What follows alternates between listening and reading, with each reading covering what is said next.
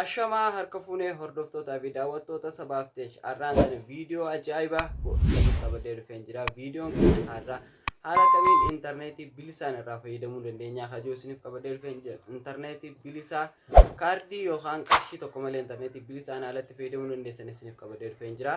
Chaanaala kanallee haariyaa subscribe video tana like gochuudhaan eegaluun dagatinaa isiniin jecha gara TikTok qofaan osoo hin ta'in chaanaalaanis gara YouTube'aatiinis dhufnee jira. Isin subscribe qofa gochuudhaan nu gargaaruu nu cinaa dhaabbachuu hamilee nu ta'uun dagatinaa isiniin jecha har'aan tana appilikeeshiniin ofii kootii irraa fayyadamuu jiru kaniin hangara irraa fayyadamuu jiru haala isinis irraatti fayyadamuu dandeessaniin isiniif qabadee dhufeen jira. Naamana appilikeeshiniin kun appilikeeshinii taammanyiidha. Appilikeeshinii amanamaadha. Ifii kiyyaaf hangarraa irraa fayyadamaatiin jira. Saffisa guddaa qaba. Isinis irraa fayyadamuu dandeessu. Chaanaala kana subscribe qofa gochuu hin dagatina. Subscribe. Hayyee hordoftoota koo appilikeeshinii tokko buufachuu nu barbaachisa. Appilikeeshinii buufachuufis Play Store bilbila keenyaa irra ni seennaa jechuudha. Play Store bilbila keenyaa seennee iddoo searchii kanarratti Linklayer jennee aappii searchii nu goonaa jechuudha.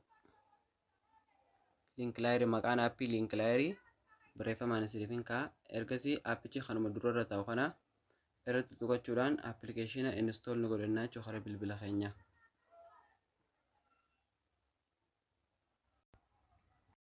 Erga aappichi haala kanaan isinii bu'ee booddee iddoo open joo kana tuqachuudhaan erga aappicha keessa haala kanaan seentan booddee okay jechuudhaan bira ni dabattu jechuudha. Ergasii hayyama permissionii isin gaafata. Allow permission ka joo kana tuqachuudhaan allow ni gootu. Amma appilikeeshina kanatti faayila tokko fiduu nu barbaachisa. Faayila argachuufis telegiraamii keenya irra ni seennaa. Telegiraamii keenya irra erga seenne booddee iddoo sarchii gubbaa kanarratti sabaaf ta'e jechuudhaan sarchii nu goonaa jechuudha. Ergasii chaanaalii kanuma durarratti isinii dhufu kanarratti tuqachuudhaan ni seentu jechuudha keessa.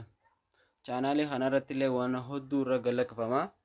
Join godhachuun dagatinaa isiniin jecha asumaanu faayilii Linklayer kanumaa ka durarra ta'aa jiru kana tuqachuudhaan appilikeeshinuma keenya guutuu akka gattuu jechuudha. Ergasii haala kanaan gara appilikeeshina keenya nu naqa.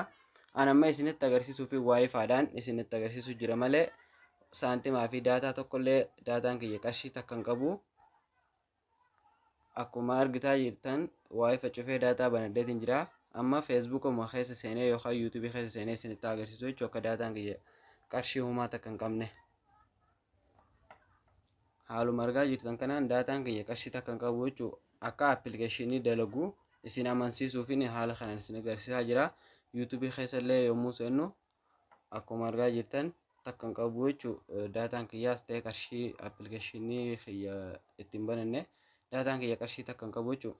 Amma gara appilikeeshina buufannee sanitti deebinee erga faayila haala kanaan itti naqnee booddee USA waan kajoo kana gattuquudhaan Amsterdam waan kajoo kanarratti ni tuqannaa jechuudha. Ergasii aappii keenya connect godhannaa jechuudha. Akkuma argaa jirtan aappiin keenya amma connect ta'ee jira.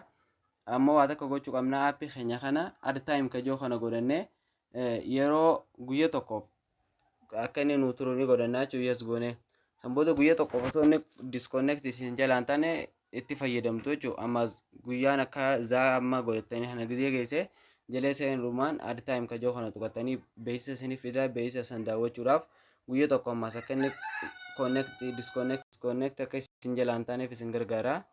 Achiin yeroo itti dabalachaa deemtu jechuudha. Erga haala kanaan beeksisa daawwattanii fixan booddee haala kanaan isinii fida iddoo okay joo kana tuqachuudhaan ni fudhattu jechuudha. Guyyaa amma kunoo akka reefuutti osoo hin ta'in guyyaa asirratti isinii ka'ee jira. Amma keessaa boodaan Facebookaa fi YouTube kiyya seenee isinitti agarsiisu jechuudha akka appilikeeshinii dalagu. Akkuma argaa jirtan appilikeeshinii saffisa guddaadhaan dalagaa jechuudha. Kun akkuma argaa jirtan aappiin haala kanaan hojjetaa. TikTokis waan feetan waan hundi isiniif hojjetaa jechuudha. Appilikeeshinii kana buufachuudhaan irraa fayyadamuu dandeessu. Telegiraamii chaanaala san join godhachuu hin dagatinaa. Waan hundinuu faayilli isaatis guyyaa guyyaan achirra waan galaqqafamu jecha. Akkuma argaa jirtan kanaan appilikeeshiniin ni hojjeta. Chaanaala kana subscribe gochuudhaan viidiyoo akkanaa gizee hunda akkaan qabadee isiniif dhufu jecha. Subscribe qofa gochuudhaan na gargaaraadha. Isin cinaa dhaabbadhaa hamilee naaf ta'an isiniin jaa. hanga viidiyoo birootiin walitti deebinutti nagaan naaf tura.